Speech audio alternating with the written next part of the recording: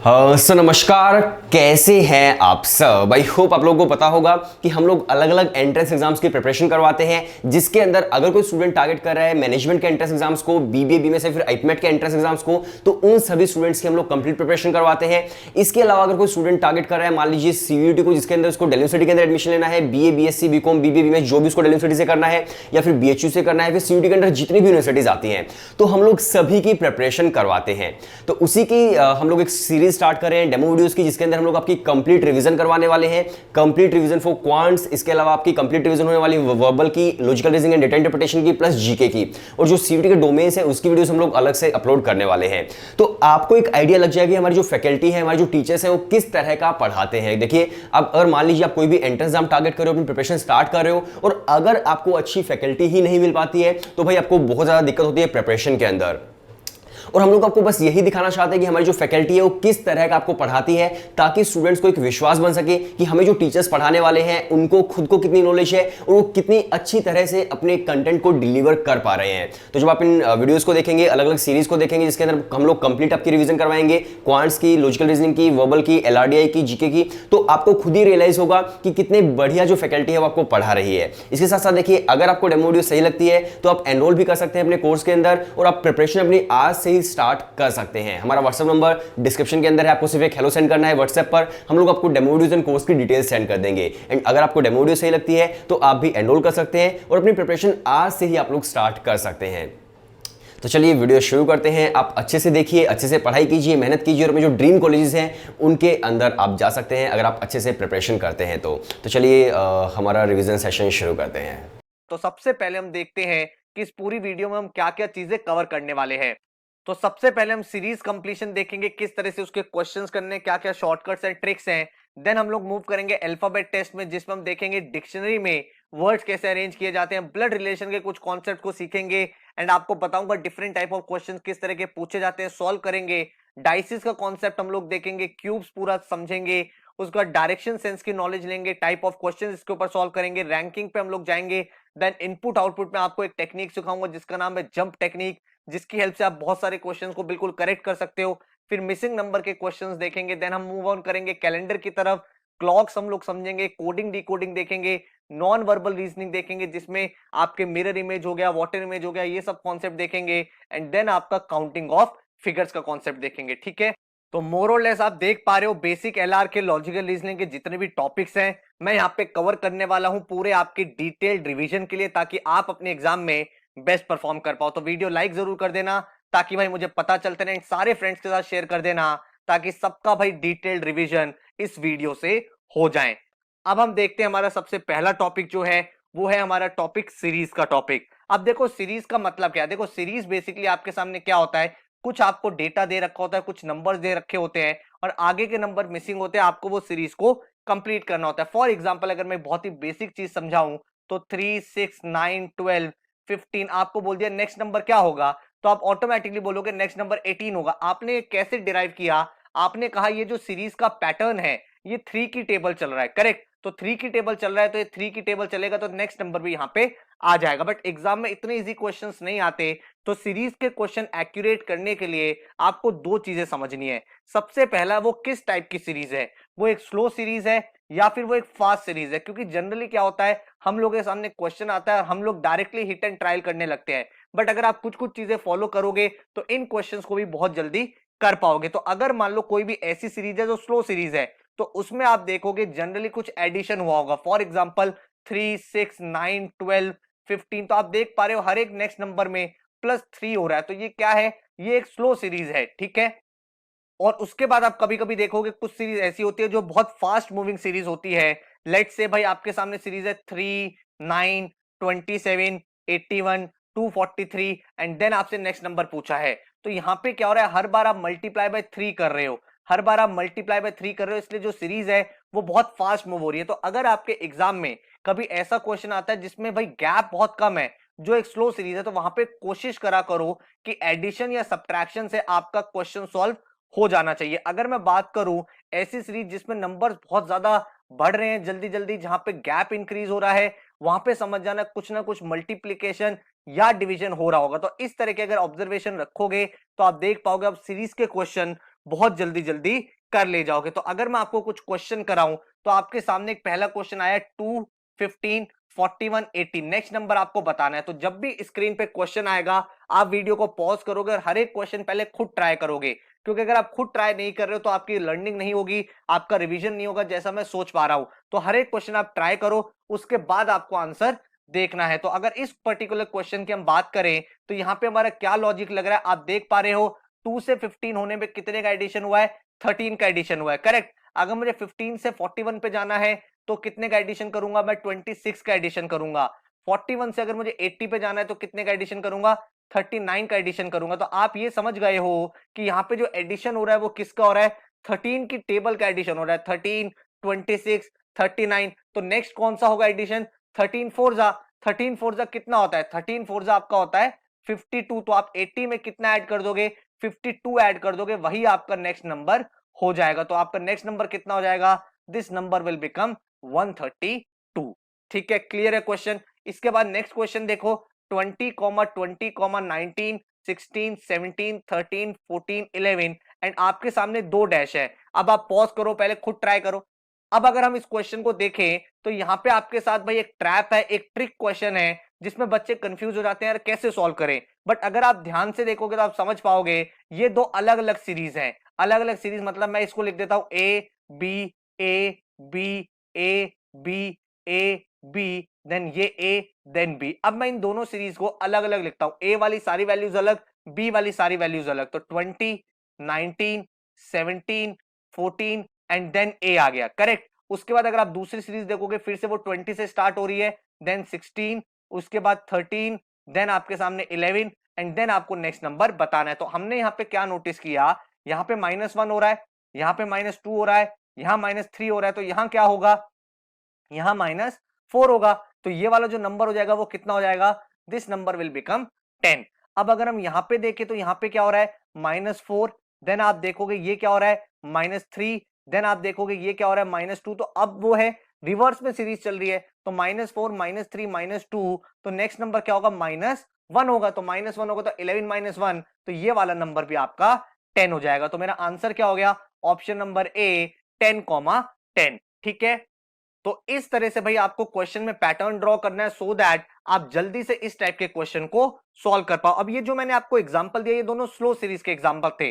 मान लो आपके सामने एक सीरीज है 10, 12, 28, 90, 368, देन आपके सामने डैश है जो आपको फिल करना है, देन 11, 1, 1, 2। अब आप इसको फिल करो। तो जैसे ही आपने इस सीरीज को देखा आपको पता चल गया कि ये एक बहुत ही फास्ट सीरीज है, जल्दी जल्दी नंबर चेंज हो रहे हैं, तो कुछ मल्टीप्लीकेशन पक्का हो रहा होगा। अब हम देखते हैं क्या मल्टीप्लाई करके मैं अपने नंबर्स का अंडरस्टैंडिंग एक पैटर्न बना सकता हूं। तो अगर मैं पहला वाला नंबर देखूं तो मैं बोलूंगा 10 इंटू 1 प्लस 2, तो ये कितना होता है, ये होता है 12। जो मेरा सेकंड वाला नंबर है, तो पहला नंबर मेरा 10 है, दूसरा नंबर 10 इंटू 1 प्लस 2 मेरा 12 आ गया। उसके बाद अगर मैं 24 को डिवाइड करूं तो क्या हो गया, 12 इंटू 2 प्लस 4 कर सकता हूं, वो मेरा क्या हो गया, 28 हो गया।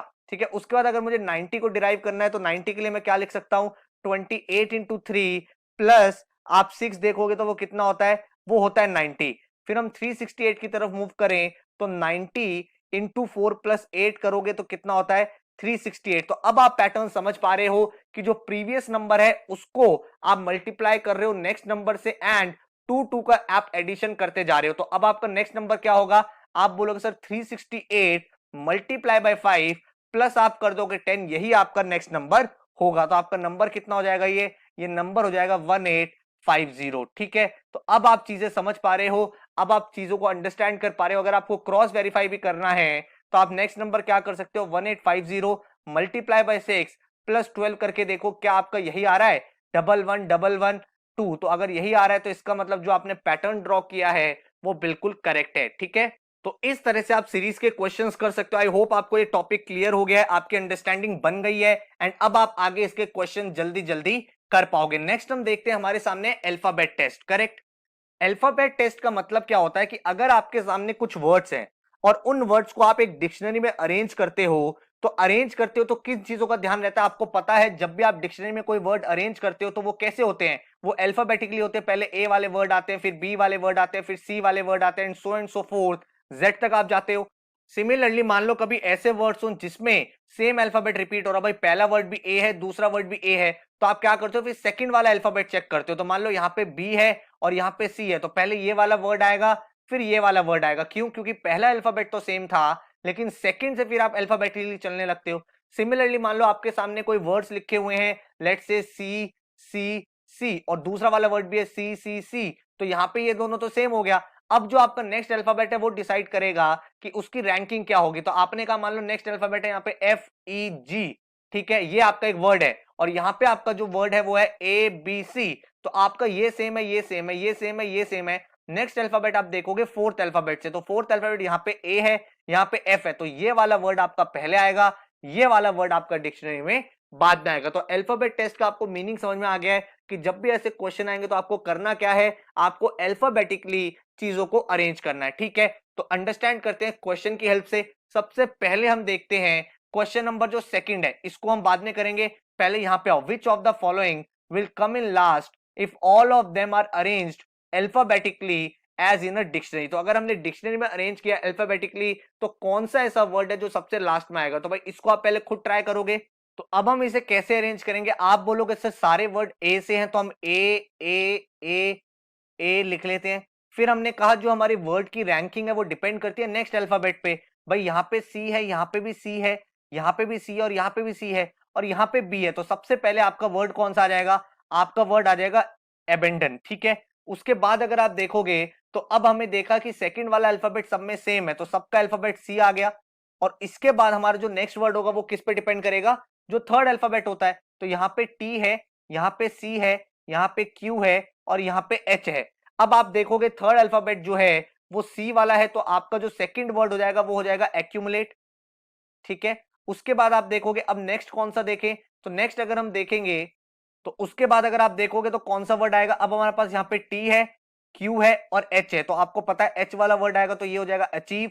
उसके बाद क्यू आता है तो एक्विट हो जाएगा। उसके बाद आपका टी वाला वर्ड आएगा तो ये हमारा लास्ट वर्ड बन जाएगा, ठीक है। इसको पूरा लिखने की जरूरत नहीं थी, आपने फर्स्ट अल्फाबेट देखा सेकंड देखा, फिर आप डायरेक्टली देख सकते थे टी सी क्यू एच, इन सब में से टी जो है वो सबसे लास्ट में आता है तो यही वाला वर्ड लास्ट में आएगा। बट मैंने आपको सारे बना के दिखा दिए सो दैट आपकी एक अंडरस्टैंडिंग बन जाए, क्योंकि एग्जाम में आपसे क्वेश्चन जरूरी नहीं है लास्ट पूछे, वो ये भी पूछ सकता है मिडल वर्ड कौन सा होगा, सेकंड वर्ड कौन सा होगा। तो इस तरह से आप सारे के सारे वर्ड्स को अल्फाबेटिकली अरेंज कर सकते हो। इसके बाद देखते हैं हमारे सामने नेक्स्ट क्वेश्चन क्या है।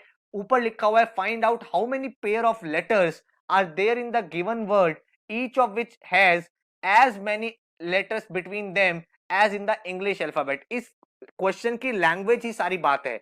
अब ये क्वेश्चन आपसे ये बोल रहा है कि ये जो आपको वर्ड दिया गया है इसमें ऐसे कितने वर्ड्स हैं जिनके बीच में उतना ही गैप है जितना एक्चुअल में जब आप इंग्लिश अल्फाबेट लिखते हो तो गैप होता है। तो अगर मैं यहाँ पे इंग्लिश अल्फाबेट सारे लिखूं तो मैं बोलूंगा A B C D E F G H I J K L M N O P Q R S T U V W X Y Z. तो ये हमारे सारे क्या हो गए, सारे अल्फाबेट्स हो गए। और मुझे जो वर्ड दिया है वो दिया हुआ है होराइजन, तो मैंने कहा H O R I Z O N. अब मुझे पेयर फाइंड आउट करने हैं, तो सबसे पहले आप देखो एच और एन। तो अगर आप एच और एन देखोगे तो आपको क्या पता चल रहा है, एच और एन के बीच में कितने अल्फाबेट्स हैं, एक दो तीन चार पांच।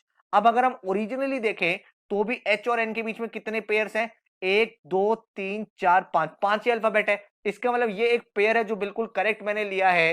होराइजन वर्ड में भी उतने ही अल्फाबेट का डिफरेंस है जितना एक्चुअल इंग्लिश डिक्शनरी में है। उसके बाद और कौन से, अगर आप देखोगे आर और ओ, तो अगर आप आर और ओ देखोगे उन दोनों के बीच में दो अल्फाबेट हैं। और एक्चुअल में भी अगर आप देखोगे तो ओ ये रहा आर ये रहा, इन दोनों के बीच में कितने अल्फाबेट है, दो ही अल्फाबेट है। तो सेकंड पेयर मुझे मिल गया। उसके बाद थर्ड पेयर कौन सा है, अगर आप देखोगे आर और एन, तो अगर आप आर और एन को देखोगे तो बीच में कितने लेटर्स है, एक दो तीन है यहाँ पे। और यहाँ पे देखो आर और एन के बीच में कितने, एन ये रहा आर ये रहा, एक दो तीन, तो ये मेरा थर्ड पेयर हो गया। उसके बाद आप अगर देखोगे ओ और एन के बीच में, तो ओ और एन के बीच में कोई भी डिफरेंस नहीं है, डायरेक्ट है एक दूसरे के। और यहाँ पे भी एन और ओ डायरेक्ट है एक दूसरे के। तो मैंने क्या कहा, मैंने कहा टोटल कितने पेयर्स हैं, 4 पेयर्स हैं जो मेरे क्वेश्चन की कंडीशन को सेटिस्फाइड करते हैं। तो अल्फाबेट टेस्ट में इस टाइप के क्वेश्चन भी एग्जाम में कभी कभी बन जाते हैं। इसके बाद अगर हम लोग मूव ऑन करें तो हमारे सामने टॉपिक आता है ब्लड रिलेशन का। अब इस टॉपिक में मैंने देखा है स्टूडेंट बहुत ज्यादा गलती करते हैं। तो अगर आपको इस टॉपिक को स्ट्रॉन्ग करना है, बहुत सिंपल सी चीज आपको बता देता हूं। मेरी जो अप्रोच रहती है वो ये रहती है कि मैं कुछ कुछ सिंबल से डिनोट करता रहता हूं। तो अगर मान लो मैंने एक सर्कल बनाया है तो मैं मान लेता हूं भाई ये क्या है, ये फीमेल है। और अगर मैंने स्क्वायर बनाया मान लेता हूं ये मेल है। आप अपने भी आइकन्स बना सकते हो, ये आइकन्स ऐसे हैं जो मैं नॉर्मली यूज करता हूं, ठीक है। अब अगर मान लो मैंने दो लोगों के बीच में इक्वल टू बनाया, तो मैंने अगर दो लोगों के बीच में इक्वल टू बनाया, इसका मतलब है ये दोनों हस्बैंड वाइफ है, ठीक है। अब मान लो ए हस्बैंड है तो मैं इसके बाहर स्क्वायर लगा दूंगा, और अगर बी वाइफ है तो मैंने सर्कल लगा दी, तो मुझे पता चल गया ये दोनों मैरिड है। अब अगर इनका कोई सन या डॉटर है तो मैं नीचे एरो कर देता हूं, एंड मैंने कहा अगर सन है तो भाई स्क्वायर बना दिया और हमने उसका नाम लिख दिया लेट्स से सी, और अगर डॉटर है तो हमने कहा कि एक और एरो बना दो एंड हमने सर्कल बना दिया, उसका नाम दे दिया डी। तो इससे मैंने क्या करा, डॉटर को आइडेंटिफाई कर दिया। अब अगर इनके कोई मदर फादर हैं तो आप इनके ऊपर बना सकते हो यहाँ पे एंड अकॉर्डिंगली डिफाइन कर सकते हो। कोई ब्रदर सिस्टर है उसके लिए मैं क्या करता हूं, उसके लिए मैं सिंगल लाइन बनाता हूं। हस्बैंड वाइफ के लिए मैंने इक्वल टू बनाया है, बट मान लो बी का कोई ब्रदर है तो बी के ब्रदर के लिए मैं क्या करूंगा, एक सिंगल एरो बनाऊंगा एंड मैं एफ बना के उसके ऊपर स्क्वायर बना दूंगा। तो इस तरह से मैं अपना चार्ट बनाता रहता हूं, एंड में देख लेता हूं मुझसे एग्जामिनर ने क्या चीज पूछी हुई है, उसका मैं आंसर दे देता हूं, ठीक है। अब यहाँ पे आपको कुछ कुछ टर्म्स पता होनी चाहिए, जैसे इन लॉज का मतलब क्या होता है, ठीक है। इन लॉज होता है जैसे जो ससुराल होता है उसको बोला जाता है, करेक्ट। तो अगर मान लो हस्बैंड वाइफ है तो जो वाइफ के पेरेंट्स होंगे उनको बोला जाएगा हस्बैंड के लिए इन लॉज, और जो हस्बैंड के पेरेंट्स होंगे उनको बोला जाएगा वाइफ के लिए इन लॉज।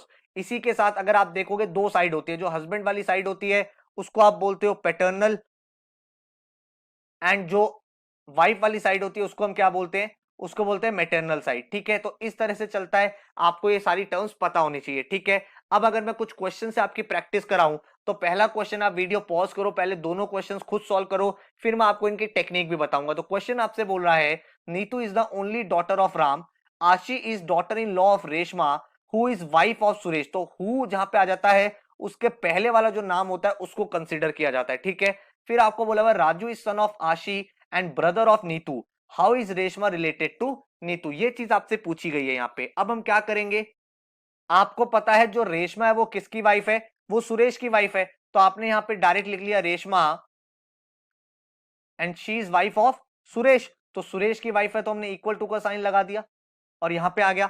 अब आपको नेक्स्ट बात क्या बोली गई है कि जो आशी है she is daughter in law of Reshma. तो आप बोलोगे डॉटर इन लॉ है तो यहां पे आ जाएगी आशी, करेक्ट। फिर आपको क्या चीज बोली गई है, राजू इज सन ऑफ आशी। तो राजू जो है वो किसका सन है, वो आशी का सन है, तो राजू यहां पे आ गया।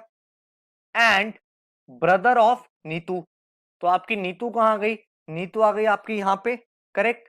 तो अब आपसे यहां पे पूछा क्या गया है कि रेशमा और नीतू क्या क्या रिलेशनशिप है। तो आप देख सकते हो रेशमा यहां पे है, नीतू यहां पे है। अब आप देख सकते हो राजू जो है, राजू की मदर कौन है, राजू की मदर है आशी, ठीक है। और राजू और नीतू जो है वो दोनों क्या है, वो ब्रदर सिस्टर है। अब आप देखोगे आशी की मदर इन लॉ कौन है, वो है रेशमा। तो वो राजू की क्या लगी, वो ग्रैंड मदर लगी। तो नीतू की भी क्या लगी, ग्रैंड मदर लगी, because Raju and Neetu are brother sister. तो आप क्या बोलोगे, Reshma is grandmother, Reshma is grandmother of Neetu, ठीक है। तो ये मेरा यहां पे आंसर निकल के आ गया। अब ब्लड रिलेशन में एक जो दूसरी वैरायटी आती है जो ज्यादा डिफिकल्ट होती है, एग्जाम में बहुत बार पूछा जाता है, वो सेकंड वाला क्वेश्चन है। Pointing to a photograph Suresh said he is the son of the only son of my mother, how is Suresh related to that boy. अब इस टाइप के जो क्वेश्चन होते हैं ना, उसमें आपको हमेशा एक चीज ध्यान करनी है। सबसे पहला स्टेप क्या है, सबसे पहला स्टेप है जो आपको सेंटेंस दे रखा है उसमें जिसके बारे में बात हो रही है, जैसे सुरेश के बारे में बात हो रही है तो आप सुरेश को सर्च करोगे। अगर सुरेश के बारे में इस स्टेटमेंट का कुछ लिखा है तो बहुत बढ़िया। अगर आपको सुरेश के बारे में नहीं लिखा हुआ, कुछ नहीं पता चल रहा, तो आप क्या करोगे, आप माई वर्ड देखोगे, माई वर्ड कहां लिखा है, उससे आपके लिए चीजें आसान होती चली जाएगी। यहाँ पे लोग गलती क्या करते हैं, जनरली वो अपने रिलेशन में एज्यूम करने लगते हैं। मैंने बहुत बार स्टूडेंट्स को देखा है वो अपने दिमाग में अपनी फैमिली ट्री को सॉल्व करने लगते हैं, जिससे उनका टाइम बहुत ज्यादा स्पेंड हो जाता है एंड आंसर निकल के नहीं आ पाता। तो यहाँ पे आपको क्या करना है, हमने कहा माई देखना है, हमने माई करा यहाँ पे सुरेश, ठीक है। अब माई आ गया, माई मदर, तो सुरेश की मदर, तो सुरेश की मदर यहां पे आ जाएगी, सुरेश की मदर यहां पे आ गई। देन आपको क्या लिखा हुआ है, ही is the son of the only सन। तो इसका मतलब मदर का ओनली सन कौन हो गया? सुरेश हो गया। एंड सुरेश का सन जो है उसकी बात हो रही है ही, तो इसका मतलब सुरेश का जो सन है उसकी बात हो रही है। तो आपसे क्वेश्चन क्या पूछा है? How is Suresh related to that boy? तो आप क्या बोलोगे? Suresh is father of that boy. Suresh is father of that boy, क्योंकि हमने यहां पे क्या डिराइव करा कि सुरेश की मदर, तो हमने यहां पे सॉल्व कर लिया माय मदर। फिर आपने कहा ओनली सन वापस सुरेश हो गया, उसका सन, तो वो यहां पे आ गया। तो इन क्वेश्चन को आप रिवर्स में सॉल्व करोगे एंड आपको माई वर्ड देखना है, उसके बाद ऐसे क्वेश्चन बहुत ज्यादा सिंपल हो जाते हैं। ठीक है, इसके बाद देखते हैं हमारे सामने टॉपिक है डाइस। अब अगर हम डाइस की बात करें तो भाई डाइस जो होता है ना, वो दो तरह के आपको एग्जाम में डाइस होते हैं। एक होता है आपका स्टैंडर्ड डाइस और एक होता है आपका जनरल डाइस। तो दो तरह के आपको डाइस मिलेंगे एग्जाम में हमेशा। तो अगर हम स्टैंडर्ड डाइस की बात करें तो स्टैंडर्ड डाइस वो डाइस होता है जिसमें आपके ऑपोजिट जो सम होता है, ऑपोजिट जो वैल्यूज होती है, उसका जो सम होता है वो कितना होता है? वो 7 होता है। वो कितना होता है? वो होता है 7। अगर हम जनरल डाइस की बात करें तो ऑपोजिट जो सम होता है वो क्या होता है? ऑपोजिट सम वो आपका 7 नहीं होता, आपका एडजेसेंट सम 7 होता है। ठीक है, आपका जो एडजेसेंट सम होता है वो कितना होता है? वो 7 होता है। तो आपने कभी भी डाइस देखा होगा तो आपको क्वेश्चन में हमेशा ऐसे डाइस की फिगर गिवन होगी जिसमें आपको नंबर्स यहां लिखे होंगे कुछ। तो आपको भाई या तो फिगर से एज्यूम करना है या फिर डिकोड करना है कि whether that is a standard dice और जनरल डाइस, या फिर क्वेश्चन में खुद ही दे रखा होगा कि वो स्टैंडर्ड डाइस है या फिर जनरल डाइस है। करेक्ट। अब मैं आपको बताता हूं किस तरह से क्वेश्चंस को सॉल्व करना है। अगर स्टैंडर्ड डाइस की बात करें तो सिंपल सी अप्रोच है, ऑपोजिट सम होना चाहिए 7। अगर हम जनरल डाइस की बात करें तो जनरल डाइस में हमारे सामने क्या केसेस बनते हैं? दो केसेस बनते हैं। सबसे पहला अगर मैं आपसे बात करूं, when only one number is common, when only one number is common. इसका क्या मतलब हुआ? इसका मतलब हुआ, आप यहां पे देखो राइट हैंड साइड में मैं आपके लिए एक डायग्राम बना रहा हूं। मैंने यहां पे लिखा, ये मैंने दो डाइस ही बनाए, लेट से ये एग्जामिनर ने आपको दे रखा है, उसके बाद एक दूसरा डाइस ये है।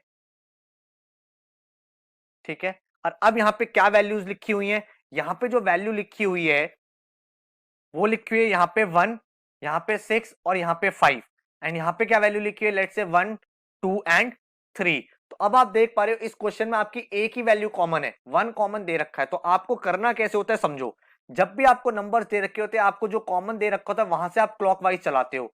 तो यहाँ पे भी ये कॉमन है, यहाँ पे आप क्लॉकवाइज चलाओगे एंड नीचे लिख लोगे। तो अगर आप क्लॉकवाइज चलाओगे तो यहाँ लिखोगे 1, यहाँ लिखोगे 6, यहाँ लिखोगे 5। अगर आप इसको क्लॉकवाइज चलाओगे तो यहाँ लिखोगे 1, यहाँ लिखोगे 2 एंड यहाँ लिखोगे 3। तो यहां से आपको पता चल गया 6 के अपोजिट में 2 है, 5 के अपोजिट में 3 है, और 1 के अपोजिट में कौन सा होगा? जो भी लास्ट नंबर बचा तो वो नंबर हो जाएगा आपका 4। तो आप क्या बोलोगे? इस तरह से आपको डाइस का क्वेश्चन सॉल्व करना है। अगर जनरल डाइस का क्वेश्चन है और एक नंबर आपका कॉमन है तो आप क्या करोगे? क्लॉकवाइज उस नंबर को लिखोगे एंड देन आप इनको सॉल्व कर लोगे। मान लो आपको एक सेकंड केस आता है जहां पे आपको 2 नंबर्स कॉमन दे रखे हैं। कितने नंबर कॉमन दे रखे हैं? 2 नंबर्स आर कॉमन। तो अगर आपके 2 नंबर्स कॉमन है तो आपको कुछ इस तरह की फिगर दे रखी होगी। यहां पे देखो दो डाइस बनाते हैं, तो यहां पे आपने क्या कहा? ये डाइस आपका बना हुआ है। इस डाइस में मान लो लेट से आपकी जो वैल्यूज है वो वैल्यूज क्या क्या है? वो वैल्यूज है, यहां पे लिखा हुआ है 3, यहां पे लिखा हुआ है 1, यहां पे लिखा हुआ है 5। ठीक है, एंड लेट से यहां पे लिखा हुआ है 1, यहां पे लिखा हुआ है 5, यहां पे लिखा हुआ है 2। अब आपसे बोला है कि बताओ ऑपोजिट कौन कौन से होंगे। तो इस पर्टिकुलर क्वेश्चन में आप सिर्फ इतना ही बता सकते हो कि जो आपके अलग वैल्यूज जैसे 2 और 3 है तो ये दोनों एक दूसरे के ऑपोजिट होंगे, लेकिन आप कमेंट नहीं कर सकते 1 और 5 के बारे में अनटिल अनलेस आपको कोई और इंफॉर्मेशन भी एग्जाम में दे रखी हो। ठीक है, तो ये हमने डाइस का कॉन्सेप्ट देखा, सीखा, स्टैंडर्ड डाइस और जनरल डाइस का। अब देखते हैं हमारे ऊपर क्वेश्चन क्या है। तो सबसे पहला क्वेश्चन आपके सामने, which digit will appear on the face opposite to the face with number 4। तो 4 के ऑपोजिट में क्या होगा ये आपसे पूछा है। तो अगर आप यहां पे देखोगे तो ये आपका कौन सा क्वेश्चन हो गया? यहाँ पे आपको 3 कॉमन दिख रहा है, 3 कॉमन दिख रहा है, तो कौन सा क्वेश्चन है? जनरल डाइस का क्वेश्चन है। तो आपको मैंने क्या सिखाया था? आप क्लॉकवाइज डायरेक्शन में इसको लिखोगे एंड चलाओगे तो आप पहले वाले डाइस को लिखोगे तो 3, फिर 1, फिर 2 वहीं से लिखोगे जहां पे कॉमन है। सिमिलरली जब इसको लिखोगे तो 3, 5 एंड 6। तो आपको पता चल गया 1 के अपोजिट 5 है, 2 के अपोजिट 6 है, तो 3 के अपोजिट कौन सा नंबर बचा? 4 बचा। तो आप बोलोगे 3 के अपोजिट में क्या होगा? 3 के अपोजिट में 4 होगा। अब सेकंड वाले क्वेश्चन में देखोगे तो आपको 2 की जगह 4 फिगर दे रखी है। तो यहाँ पे आपको कंफ्यूज करने के लिए दिया होता है, लेकिन आपको अप्रोच बिल्कुल सिंपल रखनी है।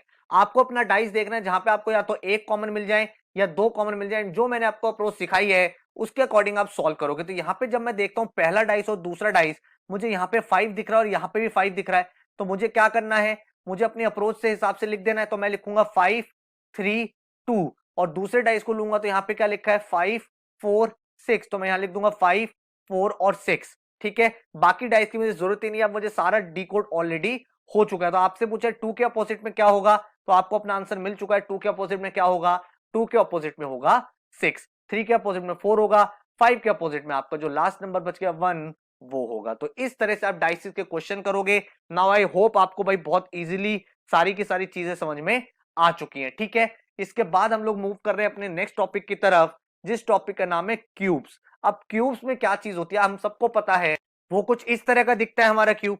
तो अब इस तरह का क्यूब दिखता है तो ये हमारा 3x3 का क्यूब है, बिकॉज यहाँ पे एक बड़े क्यूब में 3 छोटे क्यूब हैं, तो मैंने ये 3x3 का क्यूब बनाया है।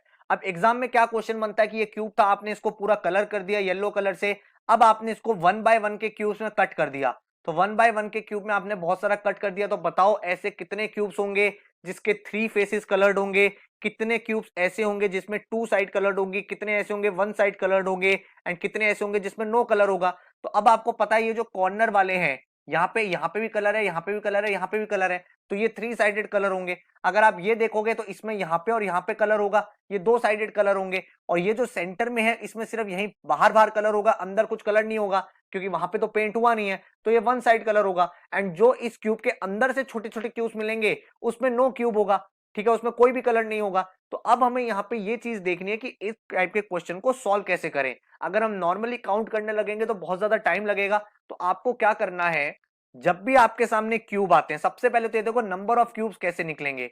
नंबर ऑफ क्यूब्स का बड़ा सिंपल फंडा होता है, volume of bigger cube, volume of bigger cube divide by जिसमें आपने कट किया है। तो मान लो आपको ये क्वेश्चन दे रखा है 3x3 का, तो आप बोलोगे 3 इंटू 3 इंटू 3 डिवाइड कर दोगे 1 इंटू 1 इंटू 1 से, क्योंकि ये आपने 1x1 में कट कर दिया। तो आपका जो वॉल्यूम है वो जाएगा 3 इंटू 3 इंटू 3, तो आपके टोटल क्यूब्स कितने निकल के आ जाएंगे, 27 क्यूब्स निकल जाएंगे। करेक्ट, तो इस तरह से आप टोटल क्यूब्स निकाल सकते हो। एंड इसके बाद अगर वो आपसे क्वेश्चन पूछे, अब वो क्यूब भी हो सकता है या फिर वो ऐसा भी हो सकता है आपसे क्यूबॉइड का क्वेश्चन पूछ लें। ठीक है, तो मैं आपको दोनों का लिखवा देता हूं, इसके बाद आपकी कभी कोई गलती नहीं होगी। तो अगर मैं आपसे बोलूं 1 साइड जो कलर है वो कितने में होगा, आपसे मैं अगर पूछूं 2 साइड कलर कितने होंगे, अगर मैं आपसे पूछूं 3 साइड कलर कितने होंगे, एंड कितने ऐसे होंगे जिसमें नो कलर होगा, तो इन सब का हम लोग फॉर्मूला लिख लेते हैं, उसके बाद कोई भी गलती हमारी नहीं होगी। तो अगर मैं 3 साइड की बोलूं तो बहुत सिंपल है, 8 यहां पे होगा, 8 यहां पे होगा। आप देख भी सकते हो 1 2 3 4 5 6 7 और एक पीछे की साइड है, टोटल 8 ऐसे होंगे जो कॉर्नर्स में जो 3 साइड कलर्ड होंगे। अगर मुझे 1 साइड कलर निकालना है तो क्यूब के लिए 6n-2 का होल स्क्वायर। ठीक है, अगर यहाँ पे देखूं 2 साइड तो दैट विल बी 12n-2, और अगर मैं देखूं नो कलर तो दैट विल बी n-2 का होल क्यूब। यहाँ पे n क्या है, n है जो आपका 3/3/3 था, तो आपके n की वैल्यू हो जाएगी 3। अगर 4/4 है तो आपके n की वैल्यू हो जाएगी 4। ठीक है, और अगर यही चीज रेप्लीकेट हो जाए क्यूबॉइड पे, तो क्यूबॉइड पे अगर आपके सामने क्वेश्चन आ जाए तो आप क्या लिखोगे, यहाँ पे 2 ब्रैकेट में a-2 b-2 plus b-2 c-2 plus c-2 and a-2। तो ये आपके 1 साइड कलर्ड वाले आ जाएंगे क्यूबॉइड में। अगर 2 साइड देखना है कितने ऐसे क्यूबॉइड्स होंगे जो 2 साइड कलर्ड होंगे, तो 4a plus b plus c -6, जहां पे a b c क्या है, जो उसकी डायमेंशंस होंगी 3 इंटू 4 इंटू 5 ऐसे करके कुछ डायमेंशंस होंगी। एंड अगर आपको नो कलर निकालना है तो a-2 b-2 एंड c-2, तो आप यहां से नो कलर वाले क्यूबॉइड भी निकाल लोगे। तो यहां से आपको क्यूब्स वाले टॉपिक में क्लैरिटी आ गई है। इसके बाद हम लोग मूव ऑन कर रहे हैं अपने नेक्स्ट टॉपिक की तरफ, जो है हमारा डायरेक्शन। डायरेक्शन वाला टॉपिक काफी इंपॉर्टेंट है, आप बहुत बार देखते हो इसके ऊपर क्वेश्चंस आते हैं, तो इनको समझते हैं डायरेक्शन है किस तरह से डिवाइडेड। तो अगर आप देखोगे हमारी जो मेजर डायरेक्शंस होती हैं वो डायरेक्शंस आपकी 4 होती हैं, जिसमें आप इसको बोलते हो नॉर्थ, ये होता है आपका साउथ, ये आपका east, and this is your west direction. ठीक है, अब ये डायरेक्शंस होती हैं चारों। अब जो चारों डायरेक्शन के बीच में एंगल होता है वो 45 का होता है। अगर आप 90 डिग्री का एंगल होता है, अगर आप 45 पे यहाँ पे एक लाइन बना दो डायगोनल, यहाँ पे तो आपकी ये जो 4 डायरेक्शन है ये 8 में डिवाइड हो जाती हैं। एंड यहाँ पे आप इसको किस तरह से लिख सकते हो, जो ये एंगल होता है ये 45 होता है, ये भी 45 होता है। तो ये आपका जो साइड हो गया इसको आप बोलोगे इस डायरेक्शन को नॉर्थ ईस्ट, क्योंकि नॉर्थ और ईस्ट के बीच में है तो इसको आप बोलोगे नॉर्थ ईस्ट। ये साउथ और ईस्ट के बीच में तो इसको आप बोलोगे साउथ ईस्ट। इसके बाद ये वाली जो डायरेक्शन है ये साउथ और वेस्ट के बीच में तो आप बोलोगे साउथ वेस्ट, और इस वाली डायरेक्शन को आप बोलोगे नॉर्थ वेस्ट। तो इस तरह से आपका पूरा डायरेक्शन का चार्ट बना होता है, जिसके बाद आप इसको सॉल्व कर पाओगे। आपको एग्जाम में दे रखा होगा 45 डिग्री टर्न है, तभी आप यहाँ पे स्ट्रेट लाइन बनाओगे, इसके अकॉर्डिंग आप क्वेश्चंस को सॉल्व करोगे। अब हम देखते हैं हमारे पास क्वेश्चन क्या है, ताकि हम डायरेक्शन का जो टॉपिक है उसकी क्लैरिटी भी ले पाए। तो हमारे सामने पहला क्वेश्चन है, Y is in the east of X which is in the north of Z, if P is in the south of Z then in which direction of Y is P. Now this is a good question, पहले खुद try करो फिर देखना मैं कैसे इस question को solve कर रहा हूं, ठीक है। अब यहां पे क्या चीज करेंगे, आपको बोला है Y is in the east of X, तो एक्स के ईस्ट में कौन है, एक्स के ईस्ट में है Y. Which is in the north of Z, which मतलब एक्स, एक्स कहां पे है, एक्स जो है वो जेड के नॉर्थ में है, तो जेड आपका कहां हो गया, यहां पे जेड हो गया। And if P is in the south of Z, south में है जेड के, तो जेड का साउथ यहां पे हो गया, पी यहां पे, तो वाई पी की कौन सी डायरेक्शन में, तो वाई यहां पे है, तो कौन सी डायरेक्शन है ये, भाई बताओ कौन सी डायरेक्शन आपको लिखवाया हुआ है, वाई पी के लिए कौन सी डायरेक्शन में है, तो आप बोलोगे वाई जो है वो पी के कौन सी डायरेक्शन में हो गया, भाई आपसे पूछा हुआ है in which direction of Y is P, तो वाई की कौन सी डायरेक्शन में पी है, तो पी जो है वो कौन सी डायरेक्शन में है, वो है साउथ वेस्ट डायरेक्शन में। तो ये ध्यान रखना आपसे किसके कॉन्टेक्स्ट में पूछा है, which direction of Y is P, Y के रिस्पेक्ट में पी कौन से डायरेक्शन में, तो वो है साउथ वेस्ट डायरेक्शन में, ठीक है। अब देखते हैं सेकंड क्वेश्चन, इसको भी आपने ट्राई किया होगा। Dev Kumar Nilesh Ankur Pintu are standing to the north in a playground such that Kumar is at 40 metre right of Ankur, जो कुमार है वो कहां पे है, तो इसको ड्रॉ करते हैं। तो आपका अंकुर ये रहा, अंकुर के 40 मीटर राइट में कौन है, कुमार है, ठीक है। फिर आपको बोला हुआ देव जो है वो कुमार के साउथ में है, तो देव कहां हो गया, यहाँ पे डिस्टेंस लिख देते हैं 40, कुमार के साउथ में कौन है, देव, डिस्टेंस इज 60। उसके बाद आपको बोल रखा है Nilesh is at a distance 25 metre in the west of Ankur, तो अंकुर के वेस्ट में कौन है, यहाँ पे है नीलेश, और कितना मीटर दूर है ये, 25 मीटर दूर है, ठीक है। इसके बाद बोला हुआ है Pintu is at a distance of 90 metre in the north of Dev, Dev के नॉर्थ के 90 मीटर में, तो 60 तो यही हो गया, 30 और यहाँ पे हो जाएगा, यहाँ पे कौन है, यहाँ पे है आपका पिंटू। अब आपसे क्या चीज पूछी हुई है, आपसे बोला हुआ है अगर एक बॉय जो नीलेश से स्टार्ट होता है वो पहले अंकुर से मिलता है, ठीक है, तो वो यहां से नीलेश से गया अंकुर तक, कितना डिस्टेंस कवर किया, 25 मीटर चला। फिर आपको बोला है फिर वो जाता है कुमार तक, तो कुमार तक जाता है तो फिर 40 मीटर और चल लिया। फिर आपको बोला है देन ही मूव्स टू देव, तो देव की तरफ चला गया तो 60 मीटर और चल लिया। Then he runs to Pintu, तो पिंटू की तरफ गया, तो टोटल कितना डिस्टेंस है देव और पिंटू में, 60 प्लस 30 90 मीटर का।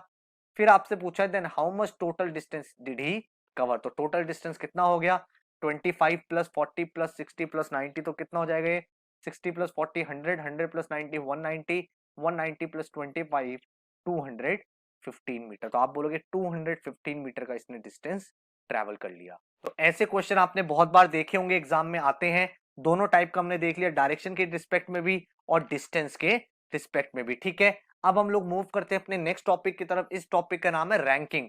अब रैंकिंग में हमें क्या चीज समझनी है, देखो भाई रैंक का मतलब क्या होता है, किसी की रैंक आती है, जैसे आप स्कूल में हो, कॉलेज में हो, या फिर कहीं भी हो, आपकी रैंक आई होगी, आप टॉप से 4th आए होगे, या हम लोग बोलते हैं बॉटम से 3rd आया है।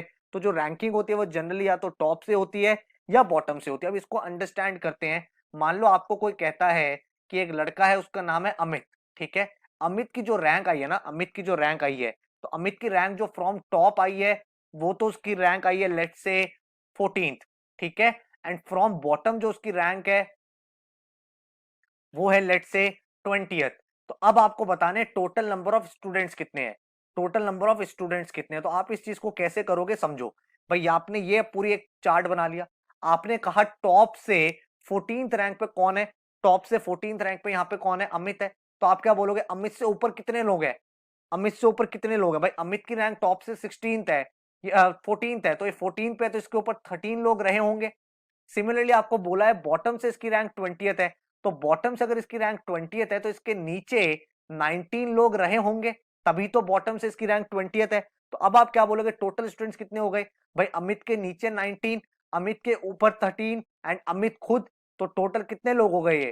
तो आप बोलोगे 19 प्लस 1 20 प्लस 13, टोटल हो गए 33 स्टूडेंट्स। तो अगर इस तरह से रैंकिंग के क्वेश्चन करोगे तो कंपैरेटिवली आपकी एक्यूरेसी ज्यादा इंप्रूव हो जाएगी। इसके बाद अगर हम कुछ क्वेश्चन देखें इसके ऊपर, तो पहला वाला क्वेश्चन ट्राई करो भाई। 98 टू 99% बच्चे इस क्वेश्चन को गलत करते हैं, क्योंकि भाई वो कुछ बेसिक एरर कर देते हैं। तो पहले आप पॉज करके खुद ट्राई करो, उसके बाद ये सॉल्यूशन देखना, ठीक है। अब यहाँ पे क्या करा होता है स्टूडेंट्स ने, वो एक ही केस को कंसीडर करते हैं, ठीक है, लेकिन ऐसा नहीं है, यहाँ पे दो केस बनते हैं। तो हम बोलते हैं पहला केस कौन सा है? आपने कहा P is 18 from the left hand, P जो है वो लेफ्ट से 18 है, तो अगर P लेफ्ट से 18 है तो आप बोलोगे ये हमारी पूरी की पूरी लाइन है, P यहाँ पे कहीं होगा।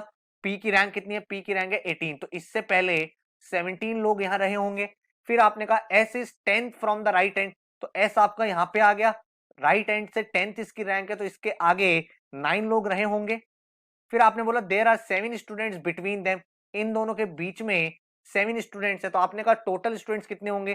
तो आपने कहा टोटल स्टूडेंट्स 17 तो ये हो गए, 9 ये हो गए, 7 इन दोनों के बीच में है, और साथ में ये दोनों भी P और S को काउंट करोगे तो 2 और काउंट हो जाएंगे, तो टोटल हमारे सामने कितने स्टूडेंट्स हो गए? तो आप बोलोगे सर टोटल स्टूडेंट्स हो गए 35, राइट। अब यहाँ पे ना एरर ये होता है कि 35 तो सब बच्चे निकाल लेते हैं, लेकिन वो केस 2 कंसीडर नहीं करते कि P इस साइड हो सकता है और S इस साइड हो सकता है। ये तो कहीं नहीं बोला ना P लेफ्ट में है, आपको बोला लेफ्ट एंड से वो इतने पे है, तो हमने कहा एक और केस ये भी तो बन सकता है कि P आपका यहाँ पे हो और S आपका यहाँ पे हो। देखते हैं क्या हमारी कंडीशन सेटिस्फाई हो रही है। तो P is 18 from the left, तो P अगर लेफ्ट से 18 में है तो P और स्टार्टिंग के बीच में टोटल कितने लोग होंगे? टोटल आपके 17 लोग होंगे। इसके बाद आपको क्या बात बोली हुई है? S is 10 from the right, तो आप बोलोगे S के बीच में और राइट वाले के बीच में एंड में 9 लोग होंगे डेफिनेटली, और इन दोनों के बीच में कितने लोग हैं? इन दोनों के बीच में आपने कहा यहाँ पे 7 लोग हैं। तो अब हम देखते हैं हमारा आंसर क्या आ सकता है। हमारे यहां से लेके यहां तक 17 लोग होने चाहिए, करेक्ट। अब 7 तो इन दोनों के बीच में है, एक आपका S हो गया, तो 8 लोग हो गए, तो 17 में से 8 गए तो कितने लोग बचे? 9 लोग यहां बचे। सिमिलरली अगर मैं राइट हैंड साइड में यहां पे देखूं तो आपको पता है कि यहां से लेके यहां तक टोटल 9 लोग हैं, ठीक है।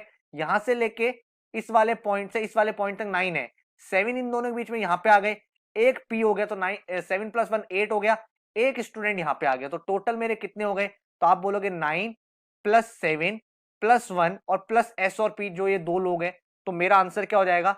मेरा आंसर हो जाएगा 19 भी। तो आपको अगर एग्जाम में ऐसा क्वेश्चन आएगा तो आप आंसर टिक करोगे कैन नॉट बी डिटरमाइंड, या फिर आपके सामने एक ऑप्शन होगा इधर 35 और 19, तो वो भी आपका आंसर हो सकता है। तो ये भाई बहुत ही इंपॉर्टेंट चीज थी रैंकिंग के टॉपिक की, जो आपको समझनी थी। आई होप कॉन्सेप्ट बहुत ज्यादा यहाँ पे क्लियर आपका हुआ होगा। अब यहाँ पे नेक्स्ट क्वेश्चन देखते हैं। आपको बोला हुआ है in a row of person A who is 10th from the left and B who is 9th from the right interchange their position and A becomes 15 from the left, ठीक है। तो how many person are there? तो आप यहां पे कुछ नहीं करोगे, बहुत इजीली आप इस क्वेश्चन को सॉल्व कर सकते हो विदाउट गेटिंग कंफ्यूज्ड। ए जो है वो अभी कहां पे है? A is 10th from the left, ठीक है, तो ए कहां पे? ए 10th फ्रॉम द लेफ्ट में है, and B is 9th from the right, तो बी आपका कहां पे? लेट से बी आपका यहां पे है, बी आपका यहां पे, and he is 9th from the right. तो बी की रैंक कितनी है? 9th फ्रॉम द राइट, तो हमने कहा 9th रैंक है। अब बी ने अपनी पोजीशन किसके साथ एक्सचेंज कर ली? ए के साथ एक्सचेंज कर ली, तो अब बी की जगह यहां पे कौन आ गया? यहां पे ए आ गया, और ए की पोजीशन क्या हो गई? 15 फ्रॉम द लेफ्ट, तो आप बोलोगे यहां से यहां तक इसकी रैंक कौन सी हो गई? 15th हो गई। तो अब ये दोनों है तो एक ही पोजीशन में, क्योंकि बी की जगह ए आ गया, तो अब आपका ये क्वेश्चन बिल्कुल फर्स्ट क्वेश्चन की तरह हो चुका है। तो आप क्या बोलोगे? ए की रैंक कितनी है? ए की रैंक 15 फ्रॉम द लेफ्ट है, तो 15 प्लस बी की रैंक आपकी 9 फ्रॉम द राइट आई थी 9, और -1 कर देंगे, क्योंकि यहां पे भी आपने काउंट कर लिया, यहां पे भी इसको काउंट कर लिया है, तो ये आपने दो बार काउंट कर लिया, तो एक बार हमने माइनस कर दिया, तो टोटल हमारे कितने लोग हैं? टोटल है 23%। तो ये भी एक बहुत ही इंटरेस्टिंग ट्रिकी क्वेश्चन था रैंकिंग का, जिसमें बच्चे ज्यादातर कंफ्यूज हो जाते हैं। लेकिन मैंने क्या करा, मैंने एक वेरिएबल बी लिया, मैंने कहा बी 9 फ्रॉम द राइट है, बहुत बढ़िया। अब बी की जगह ए आ गया, तो यहाँ पे इस पोजीशन में तो कुछ चेंज हुआ नहीं, इस पोजीशन में कुछ चेंज हुआ नहीं, और इसकी रैंक 15 फ्रॉम द लेफ्ट है।